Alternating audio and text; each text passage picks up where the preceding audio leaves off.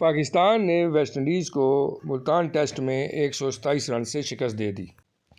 Pakistani spin bowlers کی شاندار کارکردگی۔ پاکستانی اسپن بالرز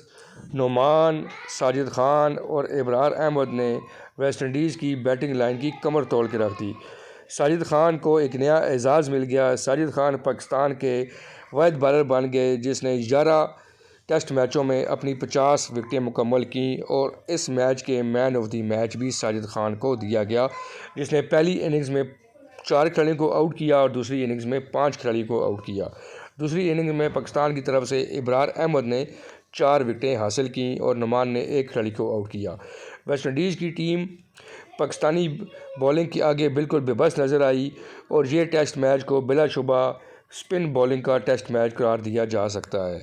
کیونکہ ویسٹ انڈیز کے بالرز نے بھی پاکستان کی پوری ٹیم کو 157 رنز پر آؤٹ کر دیا تھا۔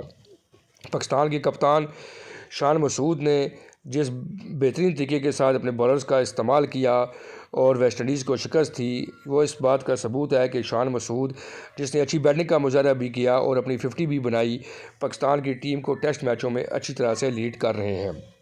پاکستان نے ویسٹ انڈیز کو شکست دے دی ہے، اور سارا کریڈٹ پاکستان کی بولنگ لائن اپ کو جاتا ہے، پاکستانی اسپنرز کو جاتا ہے، لیکن ان اسپنرز کے ساتھ پاکستان کرکٹ بورڈ کی سلیکشن کمیٹی نے بڑا ظلم کیا تھا کہ ان کو ساؤتھ افریقہ کے خلاف سیریز میں موقع نہیں دیا گیا، اور یہ آج ان کی کارکردگی ان سلیکشن کمیٹی کے منہ کے اوپر زوردار سناٹے دار تماچا ہے کہ جنہوں نے اس کو سلیکٹ نہیں کیا تھا، اور آج انہوں نے دوبارہ ثابت کر دیا کہ وہ پاکستان کی بالنگ لائن اپ میں ایک ریڑھ کی ہڈی کی حیثیت رکھتے ہیں، اور پاکستان کا اسپن بالنگ کا جو ڈپارٹمنٹ ہے وہ ان 2 بالرز کی مرہون منت ہے۔ یہ جوڑی ساجد خان اور محمد نعمان کی جوڑی نے انگلینڈ کو بھی شکست فاش دی تھی، اور ویسٹ انڈیز کے خلاف بھی بہترین پرفارمنس کا مظاہرہ کیا ہے۔